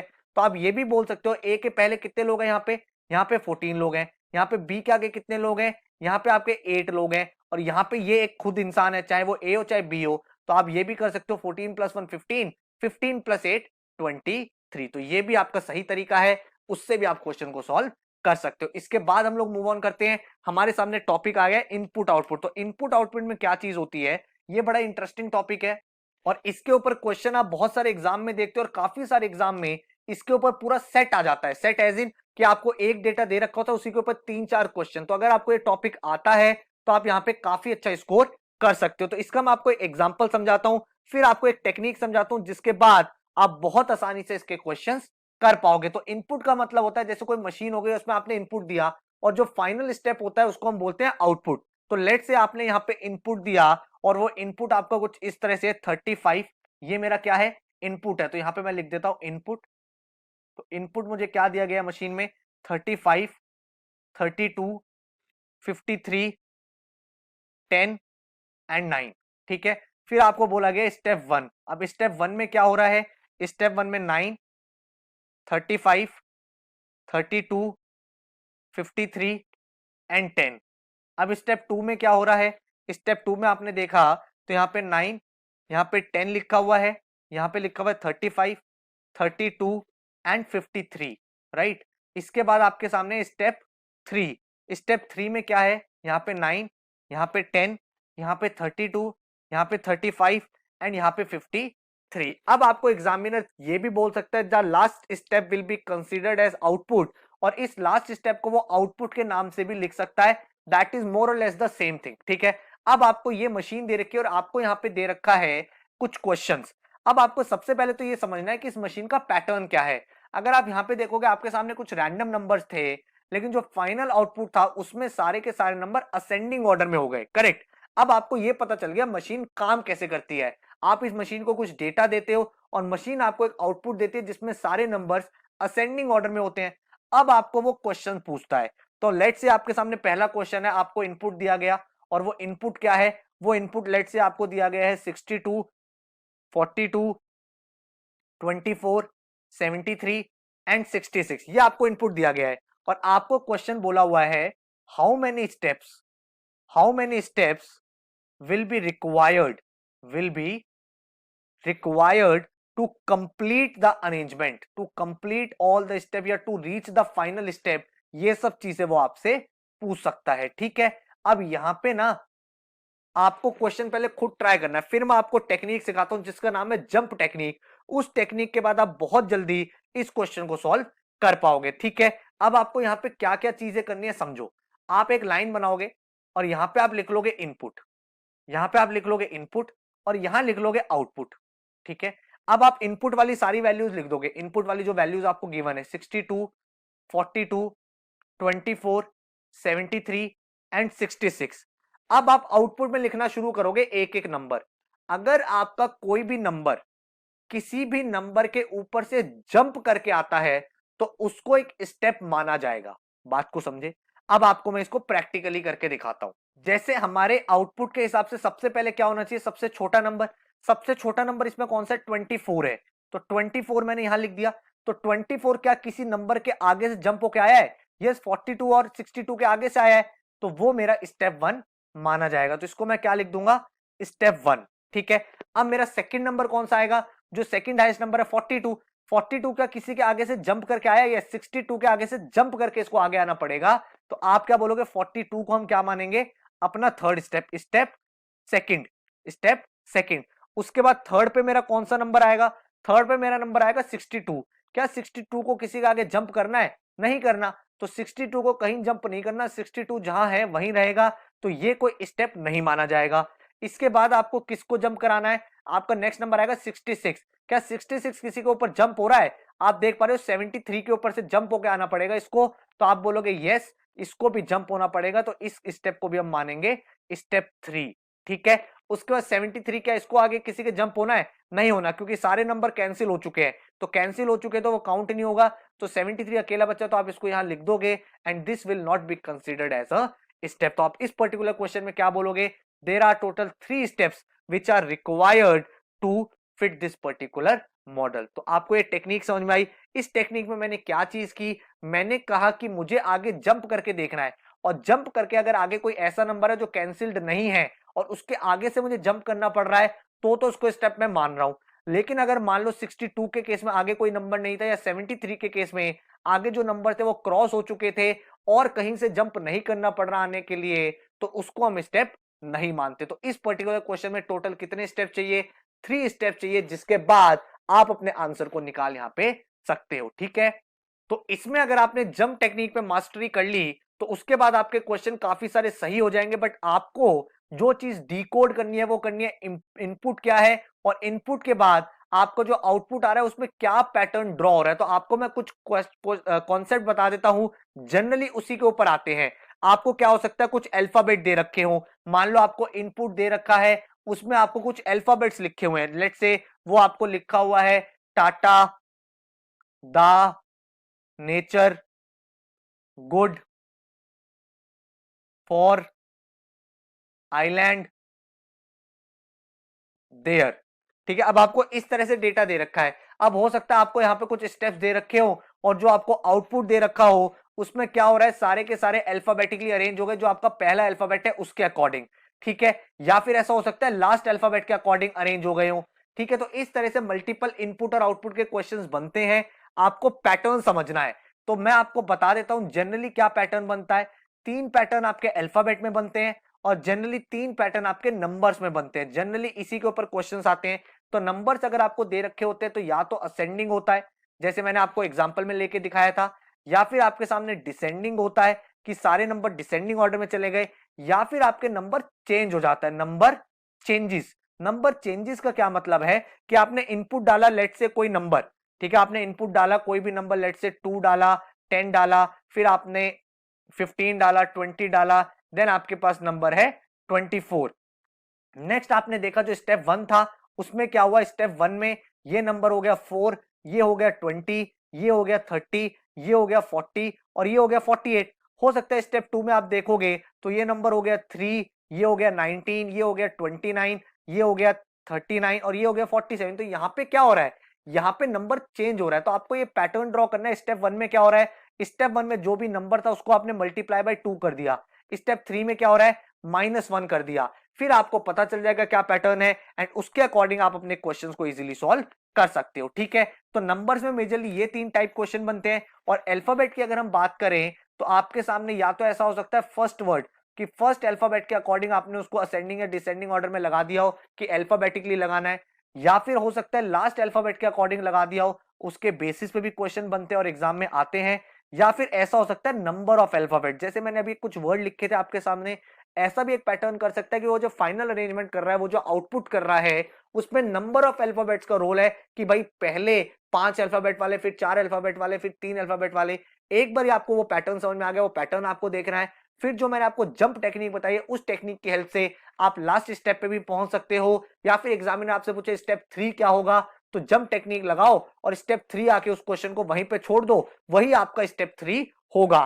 ठीक है, तो इस तरह से आप सारे के सारे इनपुट आउटपुट के क्वेश्चंस को बहुत आसानी से एग्जाम में कर सकते हो। ठीक है, अब हम बात कर रहे हैं मिसिंग नंबर के कॉन्सेप्ट पे। मिसिंग नंबर का कॉन्सेप्ट क्या होता है, आपने बहुत बार देखा होगा, क्वेश्चंस आते हैं जिसमें आपको एक डायग्राम दे रखा और आपसे बोला होता है कि बताओ नेक्स्ट नंबर क्या होगा। जैसे लेट से आपको ये एक डायग्राम गिवन है, ठीक है, ये आपके सामने डायग्राम है। अब आपको ये डायग्राम है, आपको ये वाली पहली इमेज दे रखी है, ये सेकंड इमेज दे रखी है और ये थर्ड इमेज है जिसमें आपको ये वाला क्वेश्चन मार्क बताना है क्या होगा।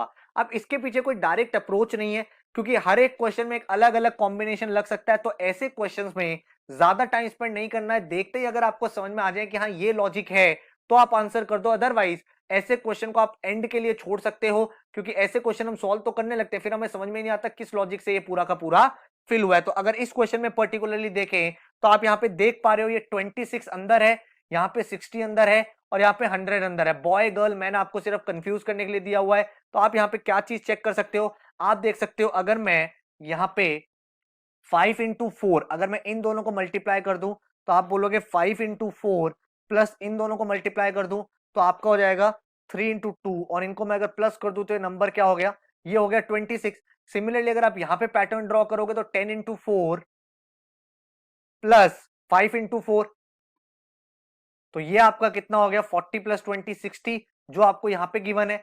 सिमिलरली आप यहां पे देखोगे तो आपको अब 100 चाहिए, तो इन दोनों का आप मल्टीप्लाई कर दोगे, इन दोनों का आप मल्टीप्लाई कर दोगे तो क्या आ जाएगा, ये यहां पे 6 होगा एंड यहां पे ये 8 होगा। अब अगर आप यहां देखोगे इन दोनों को मल्टीप्लाई कर दोगे तो आप बोलोगे 6 इंटू 6 प्लस 8 में क्या मल्टीप्लाई करें कि आपका 100 आ जाए, तो आप बोलोगे 36 प्लस 8 इंटू 8 कितना हो जाएगा 64। तो 8 का मल्टीप्लीकेशन 8 से होगा, तो यहाँ पे मिसिंग नंबर में आप बोलोगे 8 आएगा, ताकि आपका जो क्वेश्चन है वो मैच कर जाए, कैलकुलेशन आपकी मैच कर जाए। तो इस तरह के पैटर्न को आपको आइडेंटिफाई करना होता है, जिसके बाद आप अपने आंसर को यहाँ पे ला सकते हो। ठीक है, एक क्वेश्चन और देखते हैं।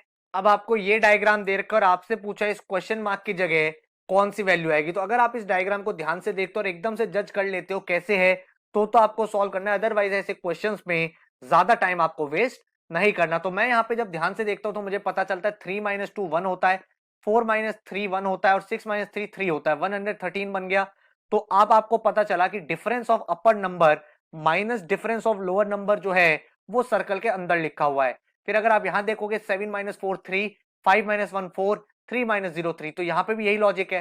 तो यहां पे भी हमारा यही लॉजिक हो जाएगा, 8 माइनस 2 6, 7 माइनस 6 1 एंड 4 माइनस 2 2, तो मेरा आंसर क्या हो जाएगा 612। तो ये भी एक पजल है। तो ऐसे मिसिंग नंबर के क्वेश्चंस एग्जाम में बनते हैं एंड आपको इस तरह से सॉल्व करना है, देखना है परमुटेशन कॉम्बिनेशन लगा के कि क्या चीज यहाँ पे फिट हो पा रही है। इसके बाद अगर हम लोग बात करें तो मूव ऑन कर रहे हैं कैलेंडर टॉपिक की तरफ। तो कैलेंडर के कॉन्सेप्ट आपको पता होने चाहिए, जैसे लीप ईयर क्या होता है। तो अगर मैं लीप ईयर की बात करूं तो हम सबको पता है लीप ईयर वो होता है जिसमें 366 डेज होते हैं, एंड जो आपका नॉन लीप ईयर होता है या फिर मैं बोलूं ऑर्डिनरी ईयर होता है, उसमें हमारे कितने डेज होते हैं, उसमें हमारे डेज होते हैं 365। ठीक है, अब यार यहाँ पे ना एक चीज समझनी है, जैसे अगर आपको कोई बोले कि आपका जो बर्थडे था वो 29 फरवरी, लेट से आपका बर्थडे था 1396 को, तो आपका नेक्स्ट बर्थडे कब होगा। तो हमें पता है लीप ईयर वालों का बर्थडे 4 साल में एक बार होता है, लेकिन अगर आप आंसर दोगे 29 फरवरी 1400 को, तो आपका आंसर गलत हो जाएगा, क्योंकि इस साल उसका बर्थडे नहीं आएगा। मतलब 29 फरवरी इस तरह से नहीं आती। जो आपके सेंचुरी ईयर्स होते हैं, सेंचुरी ईयर्स होते हैं, तो वो सेंचुरी ईयर जो होते हैं वो आपके किससे डिवाइड होते हैं, उनको आपको डिवाइड करना पड़ता है 400 से, चेक करने के लिए कि वहां पे 29 फरवरी होगा कि नहीं होगा। भाई जनरली जब हमारा कोई ईयर होता है, लेट से ऑर्डिनरी ईयर होता है, ऑर्डिनरी ईयर होता है तो हम कैसे चेक करते हैं, डिवाइड बाय 4 करके देख लेते हैं। अगर पूरा डिवाइड हो रहा है तो लीप ईयर है, और अगर पूरा डिवाइड नहीं हो रहा तो नॉन लीप ईयर है। लेकिन जब भी सेंचुरी ईयर होता है, सेंचुरी मतलब 100 ईयर्स का गैप, आपका 1400 1500 1600 1700, तो आप 400 से डिवाइड करोगे। तो मान लो 1600 है तो आप बोलोगे 1600 डिवाइड बाय 400, तो आप बोलोगे this is a leap year. But अगर आप 1400 डिवाइड करोगे तो दिस इज रॉन्ग। तो जो नेक्स्ट बर्थडे होगा इसका कब होगा, वो होगा 29 फरवरी 1404 को। सो दिस इज द फंडा behind the calendar basic concept. अब यहाँ पे क्वेश्चंस कैसे बनते हैं, आपको कोई डेट दे दी जाती है और आपसे बोलता है बताओ भाई नेक्स्ट डेट कब होगी। तो मान लो आपको एक डेट दे दी 1 जनवरी 2001, ठीक है, और आपको बोल दिया 1 जनवरी 2001 को क्या था, 1 जनवरी 2001 को ट्यूसडे था, ठीक है, और आपसे बोला कि बताओ 1 जनवरी 2002 को क्या होगा, ये आपसे पूछा गया। तो आपको पता है यार एक साल का एग्जैक्ट डिफरेंस है, एक साल में टोटल डेज कितने होते हैं, टोटल डेज होते हैं 365, तो आप 365 को 7 से डिवाइड कर दोगे, तो 7 5 35, यहाँ पे आपका 1 रिमाइंडर आ गया, 15 7 2 आपका क्या हो गया 14 हो गया, और यहाँ पे आपका 1 बच गया। और हमें पता है हर 7 डेज में डेज रिपीट होते हैं, तो हमने कहा 1 बच गया, इसका मतलब जो मेरा डे होगा 1 जनवरी 2002 को वो कौन सा होगा, ट्यूसडे में आप 1 डे प्लस कर दो। भाई अगर ये 0 आ जाता तो इसका मतलब ट्यूसडे ही होता। अब यहाँ पे रिमाइंडर 1 आ गया तो मैं बोलूंगा ट्यूसडे का नेक्स्ट डे वेडनेसडे होगा। अगर रिमाइंडर 2 आता तो मैं ट्यूसडे में +2 कर देता, तो मेरा आंसर थर्सडे हो जाता। तो इस तरह से मैं यहाँ पे डेट्स को निकालता हूं। बट यहाँ पे तो मेरे पास एग्जैक्ट एक साल का डिफरेंस था, यहाँ पे ऐसा हो सकता है कि साल का डिफरेंस हो, डेज का डिफरेंस हो, तो उसमें अलग अलग कॉन्सेप्ट्स आपके लगते चले जाते। तो उसके लिए आपको मैं एक ट्रिक सिखा देता हूं। ये जो ट्रिक है वो आपकी कब एप्लीकेबल होती है, वो एप्लीकेबल होती है जो भी आपके ईयर 1900 के बाद के हैं, ठीक है, तो आपके वहां पे एप्लीकेबल हो जाएगी। अदरवाइज आपको जो प्रीवियस क्वेश्चन में मैंने कॉन्सेप्ट बताया था उसके अकॉर्डिंग आपको देखना है कितने साल का डिफरेंस है, कितने डेज हैं, कितने मंथ्स हैं, एंड देन आपको उसको सॉल्व करके निकालना है। तो यहाँ पे आपको ना कुछ कोड लर्न कर लेने, उसके बाद आपका क्वेश्चन बहुत आसान हो जाएगा। लेकिन ये ट्रिक कब एप्लीकेबल है? एप्लीकेबल है to solve dates after year 1900। तो 1900 के बाद के जितने भी ईयर्स हैं उनको आप इजीली यहां पे सॉल्व कर सकते हो। तो कोड क्या कहता है? कोड कहता है 1 2 3 4 5 6 7। जो 1 होगा वो मंडे होगा, जो 2 होगा वो ट्यूसडे होगा, जो 3 होगा वो वेडनेसडे होगा, 4 वाला थर्सडे होगा, 5 वाला फ्राइडे होगा, 6 वाला सैटरडे होगा एंड 7 वाला संडे होगा। ठीक है। एंड यहां पे सिमिलरली आपको एक और कोड लिखना है 0 1 2 3 4 5 6। तो 0 जो होगा वो आपका जैन और अक्टूबर के लिए यूज होगा, 1 जो है आपका मई के लिए यूज होगा, 2 जो है वो आपका अगस्त के लिए यूज होगा, उसका 3 जो है वो आपका फेब मार्च एंड नवंबर के लिए यूज होगा, 4 जो है वो आपका जून के लिए यूज होगा, 5 आपका जो है दिसंबर और सितंबर के लिए यूज होगा एंड 6 जो है वो आपका जुलाई एंड अप्रैल के लिए यूज होगा। तो आपको ये कोड थोड़ा सा लर्न करना है, लेकिन उसके बाद आपके क्वेश्चन बहुत ज्यादा इजी हो जाएंगे। तो अब आपने एक कोड पूरा पूरा लिख लिया है। अब मान लो आपसे कोई क्वेश्चन बोले कि बताओ 15 अगस्त 1947 जब इंडिया आजाद हुआ था तो उस दिन क्या डे था। तो अब हम देखते हैं क्या हम ये क्वेश्चन सॉल्व कर सकते हैं। तो अगर मैं 15 को लिखूं तो 15 को क्या लिखूंगा? 15 प्लस कर दूंगा जो अगस्त का कोड है। अगस्त का कोड कितना है? अगस्त का कोड है 2। ठीक है। फिर 1947 को मैं क्या लिखूंगा? 1900 से मुझे सॉल्व करना है तो आप यहां पे क्या करोगे? बड़ी वाली वैल्यू में से छोटी वाली वैल्यू माइनस कर दोगे। तो 1900 माइनस 1947 और प्लस आप कर दोगे जितने भी लीप ईयर्स आए हैं। क्या प्लस कर दोगे? जितने भी आपके लीप ईयर्स आए हैं। ठीक है। अब लीप ईयर्स कैसे निकालोगे भाई? 1900 के बाद 47 तक कितने साल है? 47। हर 4 साल में लीप ईयर आता है तो आप लिखोगे 4 4 11 जा 44। जो पूरा डिवाइड हो रहा है तो आप बोलोगे 11 लीप ईयर्स आ गए तो आप यहां पे क्या लिख दोगे? 11। तो इस कोड में हमने यहां पे क्या लिखा? जो डेट है। यहां पे हमने क्या लिखा? मंथ का कोड, मंथ कोड। यहां पे क्या लिखा? Difference of year, year minus 1900। और यहां पे क्या लिखा? Leap year. ठीक है। अब आप यहां पे क्या करोगे? सब चीजों का समेशन कर दोगे। तो 15 प्लस 2 प्लस 1900 माइनस 47 करोगे तो आपको एब्सोल्यूट वैल्यू लेनी है, नेगेटिव वैल्यू कोई नहीं लेनी। तो यहां पे आ जाएगा 47 प्लस कितने लीप ईयर है? 11। तो इन सबको जब आपने प्लस करा तो टोटल कितना आ गया? 15 प्लस 2 17, 17 प्लस 40 47 आपका कितना हो गया? 64 एंड 64 और 11 कितना हो गया? 75। तो 75 हो गया। अब इस 75 को जो आया है उसको आपको कुछ नहीं करना, 7 से डिवाइड कर देना है। तो 7 10 70 होता है। आपका आंसर क्या आ गया? 5 आ गया। तो जो 5 है उसका कोड क्या है? उसका कोड है फ्राइडे। तो इसका मतलब इस दिन आपका फ्राइडे था। तो ये आपके लिए एक शॉर्ट ट्रिक है जिससे आप जल्दी सॉल्व कर सकते हो। आपको पूरा जो लंबा प्रोसेस है वो फॉलो नहीं करना पड़ेगा, हर एक मंथ का, हर एक ईयर का। एंड इसकी हेल्प से आप कोई भी ईयर का डेट निकाल सकते हो। ठीक है। इसके बाद नेक्स्ट देखते हैं। नेक्स्ट हमारे सामने क्लॉक का कॉन्सेप्ट। ठीक है। अब ये क्लॉक का कॉन्सेप्ट किस तरह से चलता है? मान लो ये हमारी एक क्लॉक है, ये 12 हो गया, यहाँ पे आपका 6 आ गया, यहाँ पे 1 2 3 4 5 आ गया, ये 7 8 9 10 11, ये हमारी पूरी क्लॉक हो गई। अब हमें पता है क्लॉक में हमारे 3 हैंड्स होते हैं, एक होता है आर एंड, एक होता है मिनट एंड और एक होता है सेकंड्स हैंड। ठीक है। तो अब आपको यहाँ पे एक चीज समझनी है, जो आपकी सेकंड हैंड होती है वो आपका 1 मिनट में पूरा 360 डिग्री ट्रेवल कर लेती है। आपको पता है हर मिनट में जो आपका हैंड होता है पूरा ट्रेवल कर लेता है। तो आप क्या बोलोगे? जो आपका सेकंड हैंड होता है, सेकंड हैंड, वो आपका पूरा 360 डिग्री कितनी देर में ट्रैवल कर लेती है? वो ट्रैवल कर लेती है आपका 1 मिनट में। करेक्ट। इसी तरह से अगर मैं मिनट एंड की बात करूं तो मिनट एंड पूरा राउंड कितनी देर में लगा लेती है पूरी क्लॉक का? तो आप बोलोगे जो मिनट एंड है वो पर आर में कंप्लीट करती है। तो 60 मिनट्स में वो 360 डिग्री ट्रैवल करती है। तो 1 मिनट में कितना करती है? 1 मिनट में कितना करती है? अगर 60 मिनट में 360 डिग्री ट्रैवल करती है तो 1 मिनट में कितना करती है? 360 डिवाइड बाय 60। तो आप बोलोगे 1 मिनट में मिनट एंड चलता है 6 डिग्री।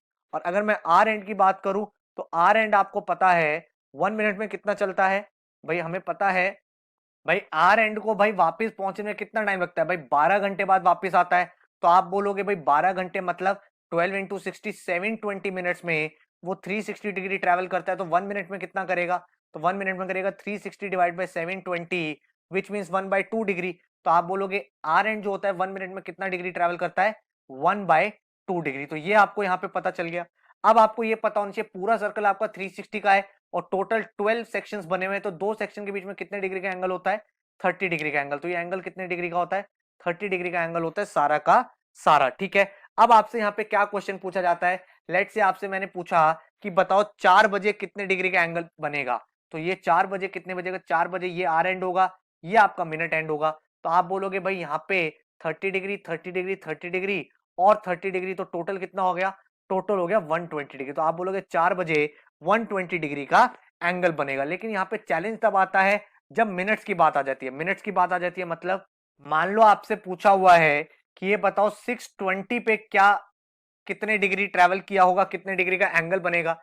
तो 620 पे कितने डिग्री का एंगल बनेगा? तो आप बोलोगे सर ये तो यहाँ पे होगा, लेकिन जो आर वाला एंड है वो भी थोड़ा सा आगे चला जाएगा ना। आपने नोटिस किया होगा 6 वाला आर भी आगे चला जाएगा 20 मिनट के हिसाब से। तो आप क्या बोलोगे 4 से लेके 6 तक कितने डिग्री का एंगल बनेगा? भाई यहाँ पे 30 डिग्री, आपको मिनट वाला एंड कैलकुलेट करना है, ये भी 30 डिग्री। तो आप बोलोगे भाई 60 प्लस 60, तो यही हो गया जो मिनट एंड ने ट्रेवल किया। और साथ में आपका 20 मिनट्स में ये आर एंड भी थोड़ा आगे चला गया होगा और हमें ये पूरा एंगल निकालना है। तो ये पूरा एंगल निकालना है तो इस 20 मिनट्स में आर एंड कितना चला होगा? आपको पता है 1 मिनट में आर एंड चलता है 0.5 डिग्री। तो 20 मिनट्स में आर एंड कितना चला होगा? वो चला होगा 10 डिग्री। तो आप बोलोगे 10 डिग्री और प्लस हो जाएगा, तो टोटल जो एंगल बनेगा वो कितने डिग्री का बनेगा? 70 डिग्री का एंगल यहाँ पे आपका बनेगा। ठीक है, तो यहाँ पे आपको बेसिक कॉन्सेप्ट क्लॉक का क्लियर हो गया है। इसके बाद आपको एक चीज और समझनी है कि मिनट हैंड आर एंड ये कितनी बार एक दूसरे से मिलते हैं। तो यहाँ पे आपको कुछ कॉन्सेप्ट समझना है जिसमें कंफ्यूजन रहता है लोगों को। अगर मैं मिनट और आर एंड की बात करूं आपसे, तो मिनट और आर एंड 0 डिग्री का एंगल कब बनाते हैं, मतलब एक दूसरे के ऊपर कब होते हैं?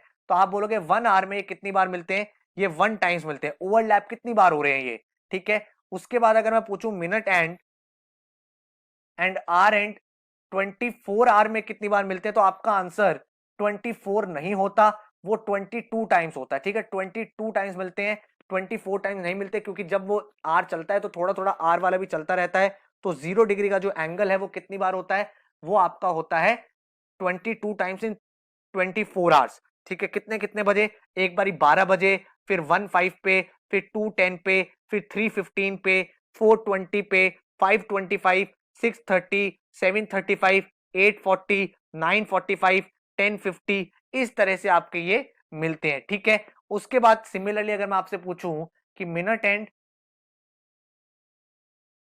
जो आपका आर एंड है, ठीक है, यहां पे हमने 0 डिग्री एंगल बनाया है क्योंकि ओवरलैप हो रहे हैं। अगर मैं आपसे पूछूं कि ये 90 डिग्री का एंगल कितनी बार बनाते हैं 1 आवर में, कितने डिग्री का एंगल? 90 डिग्री का एंगल। तो 90 डिग्री का एंगल बनाते हैं ये 2 टाइम्स, 1 आवर में 2 टाइम्स बनाते हैं। लेकिन अगेन जैसे अगर मैं आपसे पूछूंगा मिनट एंड और आर एंड 24 आवर्स में कितनी बार 90 डिग्री का एंगल बनाते हैं, तो आप बोलोगे 44 टाइम्स। 48 मत बोलना, 44 बोलना। जो मैंने अभी आपको ऊपर लॉजिक बताया वही वाला लॉजिक है। ठीक है, उसके बाद आपको जो नेक्स्ट चीज पता होनी चाहिए कि minute and hour and 1 hour में 180 डिग्री कितनी देर बनाते हैं? 180 डिग्री। तो आप बोलोगे 180 डिग्री जो होता है वो 1 टाइम होता है। लेकिन अगर आपसे कोई पूछे एग्जामिनर कि मिनट एंड और आर एंड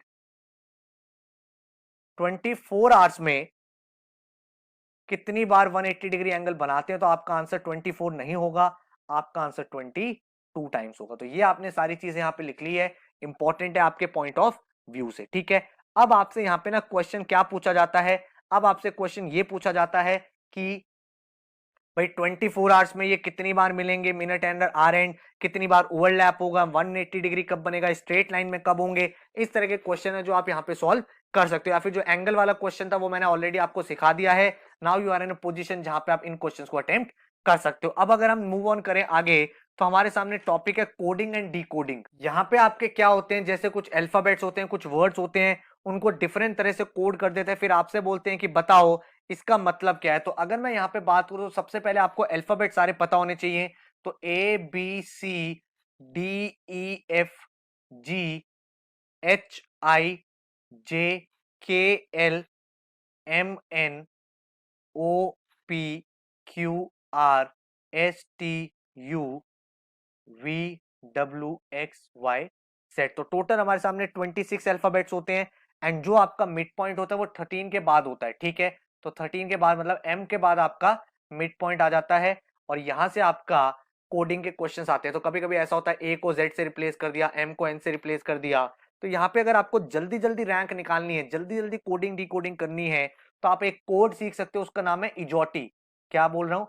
इजोटी। तो इजोटी का क्या मतलब है? इजोटी का मतलब है मैंने आपके सारे अल्फाबेट्स को 5-5 के ब्रेक में डिवाइड कर दिया। तो ई जो है आपका 5th अल्फाबेट है, जे जो है वो आपका 10th अल्फाबेट है, ओ जो है वो आपका 15th अल्फाबेट है, टी जो है वो आपका 20th अल्फाबेट है, और वाई जो है वो 25th अल्फाबेट है। तो अब आपको ये नहीं देखना पड़ेगा भाई के आया, के कौन सा नंबर, आपको पता है के जे के बाद आता है 11th होगा। तो इजोटी जो कोड है वो आपको रैंक निकालने में जल्दी जल्दी हेल्प करेगा। तो ए से जेड जब होता है तो 1 से लेके 26 चलता है, और जब जेड से ए होता है तो आपको पता है कि वो रिवर्स में चलना स्टार्ट हो जाता है। जेड को आप ए लिखते हो, वाई को कुछ और लिखते हो, सिमिलरली आप अपने क्वेश्चंस को अटेम्प्ट करते हो। तो यहाँ पे आपके सामने एक क्वेश्चन है, जैसे आपको यहाँ पे क्वेश्चन दे रखा है, if stamp stands for OLZSR then Delhi stands for what. ठीक है, तो अब आपको दे रखा है स्टैम्प। स्टैम्प क्या बन गया? स्टैम्प बन गया OLZSR। तो पहले आप खुद ट्राई कर रहे हो क्वेश्चन, तो अब आप अगर यहाँ पे नोटिस करोगे तो आप क्या चीज समझ पा रहे हो? आप ये देख पा रहे हो कि जो अल्फाबेट्स है उनका -1 हो गया। तो मतलब एस जो है वो आर हो गया। एस जो है अगर आप यहाँ पे देखोगे, हमने क्या देखा, एस का एक पहले आर है, ठीक है। उसके बाद अगर आप देखोगे तो टी की जगह एस आ गया। तो टी की जगह एस आ गया मतलब टी के पहले वाला अल्फाबेट आ गया।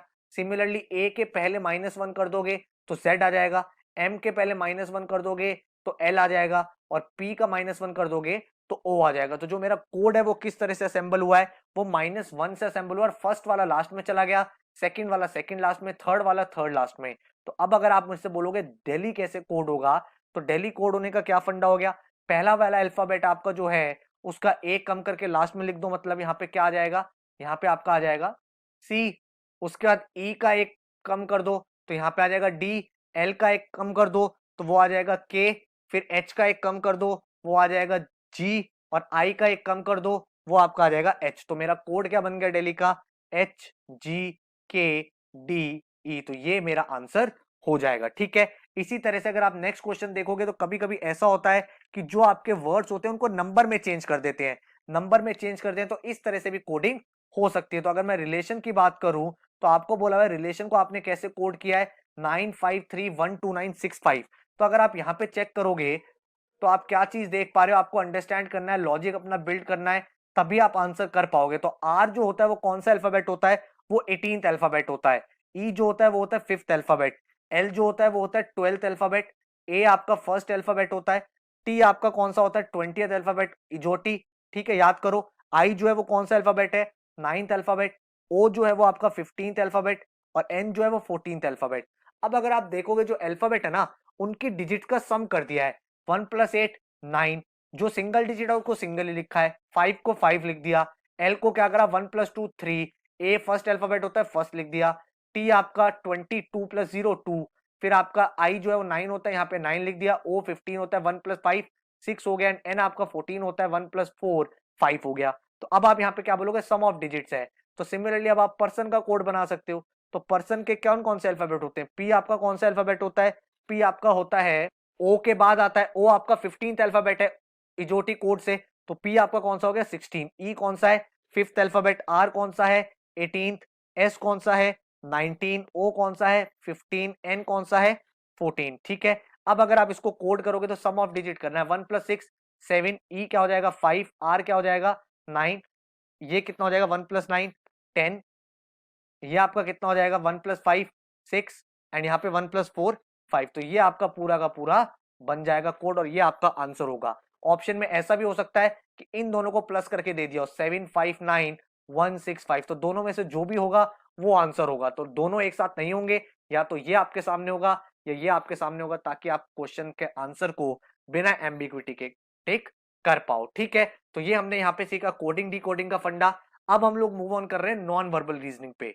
तो नॉन वर्बल रीजनिंग में आपकी मेजर दो चीजें होती हैं, ठीक है। एक आपका होता है मिरर इमेज, और एक होता है वाटर इमेज। तो मिरर इमेज क्या होता है? बेसिकली आपने बहुत बार देखा होगा कि अगर आप कोई अल्फाबेट है या कोई वर्ड है मिरर के सामने रखते हो तो वो थोड़ा रिवर्स दिखता है, ठीक है। तो अगर आपको किसी डायग्राम में इस तरह से कोई इमेज दे रखी है तो वो आपकी मिरर इमेज है, क्योंकि वो आपका मिरर का सिंबल है, रिप्रेजेंट कर रहा है। या फिर इस तरह से हो सकता है, क्योंकि मिरर हमारा क्या होता है? सामने होता है, ठीक है।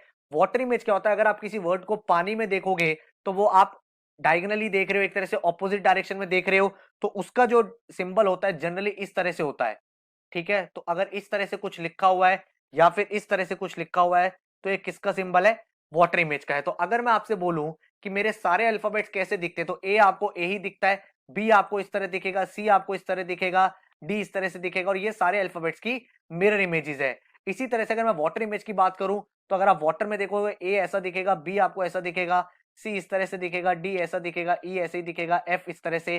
तो ये सारे अल्फाबेट्स की वाटर इमेज है। लेकिन एग्जाम में अगर कोई क्वेश्चन आ जाए कि भाई ये आपके सामने एक वर्ड लिखा हुआ है, लेट से आपको एक वर्ड दे दिया वो है एप्पल, ठीक है, क्या वर्ड दे दिया आपको, वर्ड दे दिया एप्पल, और आपको बोला कि बताओ इसकी मिरर इमेज क्या होगी, तो एक एक अल्फाबेट की बना तो पाओगे नहीं, वो बड़ा डिफिकल्ट होता है। तो आपको मैं एक शॉर्टकट सिखा देता हूं, उस शॉर्टकट के बाद आपका कभी भी क्वेश्चन गलत नहीं होगा। Shortcut for mirror image and shortcut for water image, ठीक है।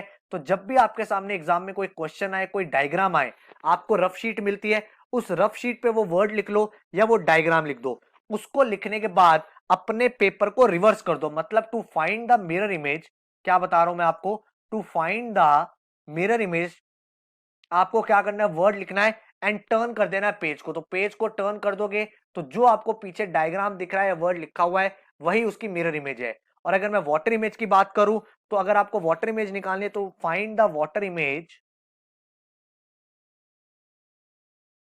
आपको क्या करना है, turn the page, turn the page जैसे आप मिरर में करते हो, and then turn, and then turn in the clockwise direction, then in turn in the clockwise direction. तो क्लॉकवाइज डायरेक्शन में एक बार टर्न कर देना, जो आपकी इमेज आएगी वो आपकी वाटर इमेज होगी, ठीक है। तो क्लॉकवाइज होता है ये डायरेक्शन, तो ऐसे एक बार टर्न कर देना अपने पेपर को, जो आपको डायग्राम दिखेगा वो उसकी कौन सी इमेज है, वो उसकी वाटर इमेज है, ठीक है। तो यहां से आप बहुत आसानी से अपने मिरर इमेज और वाटर इमेज के क्वेश्चन करके नॉन वर्बल रीजनिंग में भी स्कोर कर सकते हो, जिसमें स्टूडेंट जो है काफी ज्यादा स्ट्रगल करते हैं। इसके बाद हमारे सामने कॉन्सेप्ट आता है काउंटिंग ऑफ फिगर्स, काउंट कैसे करें फिगर्स को, ऐसा एग्जाम में काफी बार पूछा जाता है। तो इसमें आपको क्या होता है भाई, आपको एक इमेज दे देते हैं, इसमें बोलते हैं नंबर ऑफ स्क्वायर काउंट करो, नंबर ऑफ रेक्टेंगल्स काउंट करो। तो ये सारी चीजें आपको कैलकुलेट करनी होती है। तो एक एक करके समझते हैं कि नंबर ऑफ स्क्वायर के साथ हमें कैसे डील करना है। तो अब हम बात करते हैं काउंटिंग ऑफ स्क्वायर्स की। देखो भाई, बहुत बार हमारे सामने जो स्क्वायर आते हैं वो दो तरह के आते हैं, या तो n बाय n टाइप का स्क्वायर होगा। n बाय n का क्या मतलब हुआ, मान लो ये मेरे सामने एक डायग्राम है, ठीक है, और ये मेरे साथ डायग्राम है और मैंने इसको डिवाइड कर दिया इस तरह से, मतलब यहां पे ये n बाय n है, n बाय n मतलब 2 बाय 2 का है, ठीक है। तो अगर मान लो मेरा कोई भी ऐसा स्क्वायर है जो n बाय n फॉर्म का है और मुझे निकालना है कि टोटल नंबर ऑफ स्क्वायर्स कितने बने होंगे, तो इसका बड़ा आसान सा तरीका है। वो क्या तरीका है, 1 square plus 2 square plus 3 square till n square आप कर दो, जो आपका आंसर आएगा वही आपके नंबर ऑफ स्क्वायर्स होंगे। तो जैसे इस फिगर की अगर मैं आपसे बात करूं तो ये 2 बाय 2 का स्क्वायर है, तो 2 बाय 2 का है, तो इसको क्या करेंगे, इसका आंसर क्या हो जाएगा, 1 का स्क्वायर प्लस 2 का स्क्वायर, और 2 पे खत्म हो गया, तो यही आपका आंसर है। तो 1 का स्क्वायर होता है 1, 2 का स्क्वायर होता है 4, तो आंसर क्या हो गया 5। तो आप काउंट भी कर सकते हो, एक स्क्वायर ये है, एक ये है, एक ये है, एक ये है, और एक ये बड़ा वाला स्क्वायर है। तो इस तरह से इस फॉर्मूले को यूज करके, इस अप्रोच को यूज करके आप counting of square n by n form का कोई भी निकाल सकते हो। तो एक और एग्जांपल देखते हैं n बाय n का। मैंने कहा मान लो मेरे सामने एक स्क्वायर है कुछ इस तरह का, जिसमें मेरे सामने 4 पार्ट में इसको डिवाइड किया हुआ है, ठीक है। तो ये भी आपका स्क्वायर क्या है, 4 बाय 4 का है, तो 4 बाय 4 का स्क्वायर है। आपसे पूछा है बताओ टोटल स्क्वायर कितने बने हैं, तो मेरा अप्रोच क्या है, क्योंकि ये 4 बाय 4 का है तो मैं क्या करूंगा, 1 का स्क्वायर प्लस 2 का स्क्वायर प्लस 3 का स्क्वायर प्लस 4 का स्क्वायर। तो जो ये आंसर होगा यही मेरा एक्चुअल आंसर होगा। तो 1 प्लस 2 का स्क्वायर कितना होता है 4, 4 प्लस 3 का स्क्वायर कितना होता है 9, प्लस 4 का स्क्वायर कितना होता है 16। तो ये आंसर क्या आ गया 30। तो टोटल जो है वो 30 स्क्वायर्स होंगे, छोटे बड़े सारे मिला के। तो आप देखोगे 1 हो गया, 2 हो गया, ऐसे करके फिर आपके ये वाले स्क्वायर होंगे बड़े वाले, फिर आपके ये वाले स्क्वायर्स होंगे। तो ऐसे जितने भी स्क्वायर्स होंगे ये टोटल सारे एंड में काउंट करोगे तो 30 स्क्वायर्स आएंगे। अब जो नेक्स्ट कॉन्सेप्ट हमें सीखना है वो है m बाय n फॉर्म का अगर स्क्वायर हो तो क्या करेंगे। m बाय n फॉर्म का क्या मतलब हुआ, m बाय n फॉर्म का मतलब ये हुआ कि मान लो आपको ये एक इमेज दे दिया, ये एक बड़ा स्क्वायर है और आपको बोला इस स्क्वायर को कुछ ऐसे कट किया गया है, ठीक है। ये आपने इसको 3 पार्ट में कट करा और यहां पे आपने इसको 2 पार्ट में कट करा है। तो ये अब देखो ये बिल्कुल सिमेट्री में नहीं है, जैसे पिछले वाले थे वो 2 इंटू 2 था या 4 इंटू 4 था। ये वाला कौन सा स्क्वायर है? This square is 3 into 2। तो अब अगर मेरा 3/2 या मैं बोल सकता हूं m/n फॉर्म का स्क्वायर होता है तो नंबर ऑफ स्क्वायर्स टोटल कितने होते हैं? इसको कैसे सॉल्व करेंगे? इसको आप इस तरह से लिखोगे, 3/2 है तो आप लिखोगे 3 इंटू 2, प्लस करोगे, एक एक कम कर दो जब तक 1 नहीं हो जाता। मतलब 3 को एक कम कर दोगे 2 और 2 को एक कम कर दोगे तो 1 हो जाएगा। तो 3 इंटू 2 प्लस 2 इंटू 1, तो ये कितना आ गया? ये आपका आ गया 6 प्लस 2। तो टोटल जो स्क्वायर्स होंगे वो कितने होंगे? वो 8 स्क्वायर्स इस पूरी की पूरी फिगर में होंगे। तो आपको क्या करना है? एक जगह 1 लाना है, 1 आते ही आप छोड़ दोगे एंड वही आपके नंबर ऑफ स्क्वायर्स होंगे। फॉर एग्जांपल एक और ट्राई करते हैं। मैंने कहा मान लो ये मेरा एक बड़ा स्क्वायर है और इसको मैंने कट किया हुआ है किस तरह से? 1 2 3 पोर्शन में यहां कट किया हुआ है और 1 2 3 4 पोर्शन में यहां कट किया हुआ है। तो ये कौन से फॉर्म का स्क्वायर है? m/n फॉर्म का है। और मुझे बताने टोटल स्क्वायर्स कितने बने हैं, तो मैं क्या बोलूंगा? नंबर ऑफ स्क्वायर कितने होंगे? 4/3 का है तो आप बोलोगे 4/3 प्लस 3 इंटू 2 प्लस 2 इंटू 1। यहां 1 आ गया तो इसको छोड़ देंगे। अब आप देखो क्या करेंगे, यहां पे इसको काउंट करके देखो, 4 इंटू 3 होता है 12 प्लस 3 इंटू 6 होता है 6 एंड 2 इंटू 1 होता है 2। तो टोटल जो स्क्वायर्स होंगे वो कितने होंगे? वो आपके होंगे 20 स्क्वायर्स। तो ये आपको अप्रोच है जो माइंड में लेके चलनी है। इस अप्रोच की हेल्प से आपका क्वेश्चन जो है कभी भी गलत नहीं होगा, ठीक है। तो ये तो हमने सीखा स्क्वायर्स के बारे में, दोनों टाइप के स्क्वायर हमने सीखे। अब हम देखते हैं काउंटिंग ऑफ रेक्टेंगल्स। रेक्टेंगल क्या होता है समझो। आपको एक चीज इससे पहले ये समझनी होगी that every square is a rectangle but वाइसा versa is not true. मतलब जितने भी स्क्वायर हैं वो सारे के सारे रेक्टेंगल होते हैं बट सारे रेक्टेंगल स्क्वायर नहीं होते। तो अब इसके बाद अपना प्रिंसिपल शुरू करते हैं। मान लो जो मेरी पहले वाली फिगर थी उसी फिगर को मैं आगे लेके चलता हूं। मैंने कहा कि मेरे पास पिछली फिगर में क्या था? मैंने कहा एक पोर्शन 2 लाइन ऐसे डिवाइड था और यहां पे था 1 2 3 4, ठीक है। अब एक बात को समझो, एक रेक्टेंगल बनाने के लिए आपको क्या क्या चाहिए? तो आपने कहा एक रेक्टेंगल बनाने के लिए सर मुझे 2 हॉरिजॉन्टल लाइन चाहिए और 2 मुझे वर्टिकल लाइन चाहिए, यही तो चाहिए होता है। बहुत बढ़िया। तो अगर मुझे इस क्वेश्चन में निकालना हो टोटल नंबर ऑफ रेक्टेंगल्स कितने बनेंगे, तो टोटल नंबर ऑफ रेक्टेंगल्स कितने बनेंगे? आप बोलोगे सर आपके पास टोटल हॉरिजॉन्टल लाइन कितनी है? 1 2 3 4 हॉरिजॉन्टल लाइन है। 4 में से मुझे कितनी चाहिए? 2 चाहिए। तो 4c2 multiply by horizontal lines कितनी है आपके पास? हॉरिजॉन्टल लाइंस आपने ये लिख ली। वर्टिकल लाइंस कितनी है? 1 2 3 4 5। तो आप क्या बोलोगे? 5c2। तो अब आप इसको सॉल्व करोगे तो जो सॉल्व करके आएगा वही आपका आंसर होगा।